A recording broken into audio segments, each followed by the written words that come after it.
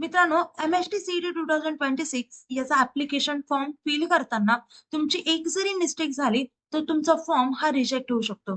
मित्रांनो, मी धरती तुमचे एज्युकेटर ग्लोबल ऑनलाईन या युट्यूब चॅनलवरती तुमच्या सगळ्यांचं स्वागत करते आणि आजच्या लेक्चरमध्ये आपण application form step by step कसा फिल करायचा ते आपण पाहणार आहोत. त्यासोबतच कोणते डॉक्युमेंट्स आपल्याला अपलोड करावे लागतील, फोटोग्राफ कोणत्या साईजचे अपलोड करावे लागेल, त्यासोबतच अशा छोट्या काही टिप्स असतील तर त्या देखील आजच्या लेक्चरमध्ये मी तुम्हाला सांगणार आहे. आता मित्रांनो, तुम्ही MST CET या एक्झामची प्रिपरेशन करत असाल, त्यामध्ये PCM CET येईल, PCB CET येईल, JEE, नीट, नर्सिंग CET या वेगवेगळ्या एक्झामची तयारी करत असाल, तर तुमच्यासाठी आमच्याकडे लाईव्ह बॅच आहे, जी 12 तारखेपासून सुरू होत आहे. यामध्ये लाईव्ह व्हिडिओ लेक्चर्स मिळतील, रेकॉर्डेड लेक्चर्स मिळतील, टेस्ट सिरीज मिळेल, यासोबतच 2000 plus MC question bank and full syllabus notes देखील मिळतील. यासोबतच मेंटरशिप, त्यासोबतच काउन्सिलिंग देखील मिळणार आहे. आता मित्रांनो, हे पाचही कोर्स तुम्हाला ऍट अ टाइम बाय करायचे असतील तर त्याची कॉम्बो ऑफर असेल फक्त 10,000 रुपये. आणि जर सिंगल कोर्स बाय करायचा असेल तर त्याची प्राइस असेल फक्त 5,000 रुपये. आता कोर्स जॉईन करण्यासाठी दिलेल्या नंबरवरती तुम्ही कॉन्टॅक्ट करू शकता किंवा प्ले वरती जाऊन ग्लोबल ऑनलाईन ऍप डाउनलोड करा, ओपन करा. ओपन केल्यानंतर नाव आणि नंबर एंटर केल्यानंतर तुम्हाला असा इंटरफेस समोर इंटरफेस पहा. डाउनलोड साईडला स्टोअरचा आयकॉन असेल त्यावरती क्लिक करा. त्यावरती क्लिक केल्यानंतर तुम्हाला कोर्सेसचं पेज दिसेल. कोर्सेसच्या पेजच्या सर्च बॉक्समध्ये तुमच्या कोर्सचं नाव टाईप करा. खाली कोर्स येईल. तो कोर्स ओपन करायचा आणि एनरोल करायचा. त्यानंतर कोर्सेसच्या सगळ्या गोष्टी तुम्हाला ऍक्सेस होतील. त्यासोबतच तुम्हाला आमच्या व्हॉट्सअप ग्रुपवर ऍड केलं जाईल, जिथे तुम्ही सगळ्या एज्युकेटरशी पर्सनली कॉन्टॅक्ट देखील करू शकता. चला तर आता व्हिडिओकडे वळूयात. फर्स्ट ऑफ ऑल गुगलवरती आपल्याला महासीईटी असं सर्च करायचंय. सर्च केल्यानंतर इथे ऑफिशियल वेबसाईट येईल, त्यावरती क्लिक करायचंय. क्लिक केल्यानंतर तुम्हाला असं एक पेज दिसेल. त्या पेजच्या राईट साईडला बघा सीईटी पोर्टल असं दिसतंय, त्यावरती क्लिक करायचंय. एक लॉग इनचं पेज ओपन होईल. तिथे तुमचे डिटेल्स फिल केल्यानंतर तुम्हाला साइन इन करायचंय. साइन इन केल्यानंतर इथे एक पेज दिसेल, सीईटी रजिस्ट्रेशन प्रोफाईल असं. सीईटी रजिस्ट्रेशन वरती आपल्याला क्लिक करायचंय. इथे पहा, इथे आता MST CET 2026 हे एबल झालंय. सो याला क्लिक करायचंय. Register now. रजिस्टर नाव केल्यावरती इथे आपल्याला बेसिक आपले डिटेल्स दिसतील. काही कंडिशन्स आहेत.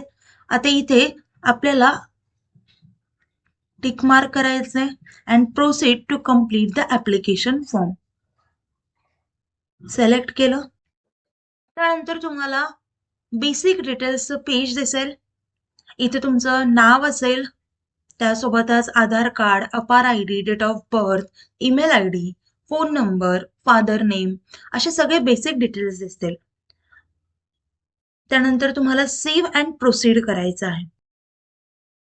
तुम्हाला ऍड्रेसचं पेज येईल. इथे तुमचा ऍड्रेस पुट केलेला असेल. ऑलरेडी आपण रजिस्ट्रेशनच्या वेळेस ह्या बेसिक डिटेल्स फिल केलेल्या आहेत. सो तो फक्त आता एकदा चेक करायच्यात ते बरोबर आहेत का. इथे आता सेव्ह अँड प्रोसीडला टिक करायचंय.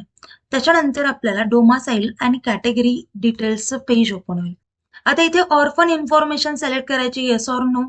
त्याच्यानंतर कॅटेगरी ऑफ कॅन्डिडेट, तुमची कॅटेगरी सिलेक्ट करा. OBC, SC, NT, open. त्याच्यानंतर तुम्हाला इथे कास्ट सिलेक्ट करायची. कास्ट सिलेक्ट करा. त्यानंतर कास्ट सर्टिफिकेट असेल तर अवेलेबल करा. आता याच्यामध्ये असं पण होऊ शकतं की तुम्ही अप्लाय केलंय कास्ट सर्टिफिकेटसाठी, पण ते अजून अवेलेबल नाही झालंय. सो तुम्ही अप्लाइड बट नॉट रिसीव्ह असं सिलेक्ट करू शकता. आणि जर तुम्ही अजून अप्लायच नसेल केलं तर नॉट अप्लाइड असं सिलेक्ट करा. पण माझं सजेशन असं असेल की तुम्ही आधी अप्लाय करा आणि देन रजिस्ट्रेशन करायला सुरुवात करा. त्याच्यानंतर तुम्हाला इथे कास्ट सर्टिफिकेट नंबर पुट करावा लागेल. देन तुमच्याकडे कास्ट व्हॅलिडिटी सर्टिफिकेट असेल तर अवेलेबल करा. अप्लाइड केलं असेल तर अप्लाइड बट नॉट रिसीव्ह करा. आणि जर अप्लाइड केलं नसेल तर नॉट अप्लाइड करा. त्याच्यानंतर इथे कास्ट व्हॅलिडिटी नंबर पुट करायचा आहे. त्यानंतर do you have non creamy layer certificate, तुमच्याकडे नॉन क्रिमिलेअर सर्टिफिकेट असेल त्याची व्हॅलिडिटी देखील दिलेली आहे. 31 मार्च 2027 पर्यंतची व्हॅलिडिटी असायला हवी. सो अवेलेबल तर येस करा. अप्लाय केलं असेल तर अप्लाइड बट नॉट रिसीव्ह करा आणि अजून अप्लाय नसेल केलं तर नॉट अप्लाइड करा. त्याच्यानंतर सेव्ह अँड प्रोसीड करायचं आहे. तुम्ही सेव्ह अँड प्रोसीड केल्याशिवाय कुठलीही स्टेप पुढे जाणार नाहीये. सो सेव्ह अँड प्रोसीड नक्कीच करा. आता इथे तुमचे SSC इन्फॉर्मेशन दिसेल 10वीचे.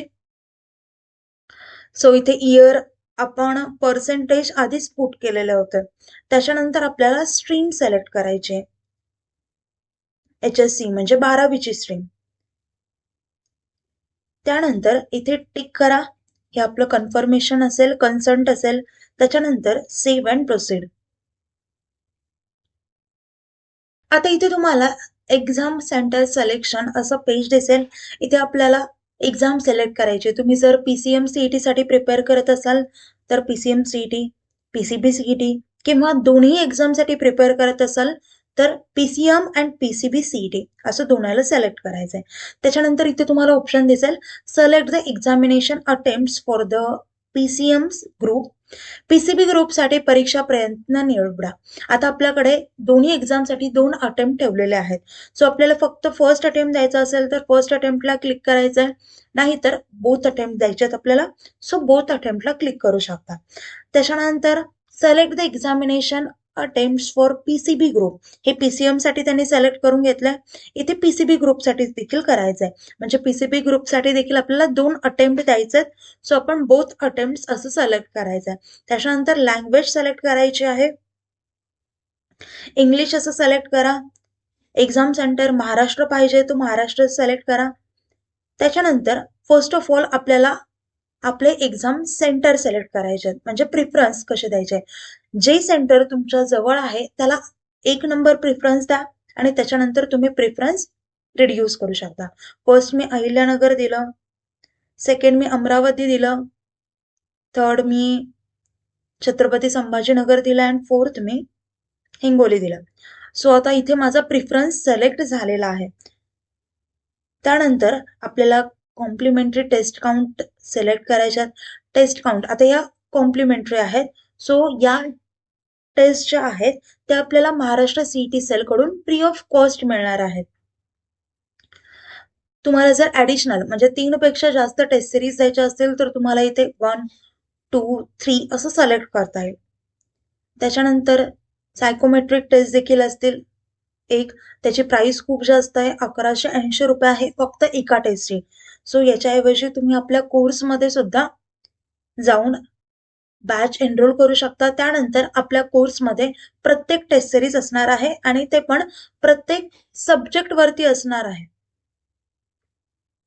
याच्यानंतर इथे तुम्हाला टिक मार्क करायचंय, तुमचा कन्सर्न द्यायचंय and test save and proceed करायचंय. त्याच्यानंतर आपल्याला डॉक्युमेंट्स हे अपलोड करायचे आहेत. आता इथे तुम्हाला 2 ऑप्शन्स येतील, फोटोज आणि सिग्नेचर. हे 2 आपल्याला पुट करायचे आहेत. सो फोटोज वरती क्लिक करा. याच्यानंतर इथे तुम्हाला कॅमेराचा ऍक्सेस द्यावा लागेल जेव्हा तुम्हाला लाईव्ह फोटो कॅप्चर करायचे. अदरवाईज तुम्ही तुमच्या लॅपटॉप मधून तुमचे फोटो अपलोड करू शकता. सो इथे अपलोड अ फोटो इन्स्टेड वरती क्लिक करायचंय. ब्राउज फाईल वरती क्लिक केल्यानंतर त्यानंतर तुमच्या ब्राउझर मधून तुमची फोटो सिलेक्ट करा. ही AI जनरेटेड आहे. त्यानंतर ओपन करा, अपलोड करा. अपलोड केल्यानंतर तुम्हाला सेव्ह करायचंय. इथे फेस डिटेक्टेड म्हणून आलंय आणि जर तुमच्या फोटोमध्ये कुठलाही इश्यू असेल तर इथे त्याचे एरर येतील. मग ते एरर तुम्ही रिड्यूस करायचे आहेत आणि देन तुमचा फोटो अपलोड करायचा आहे.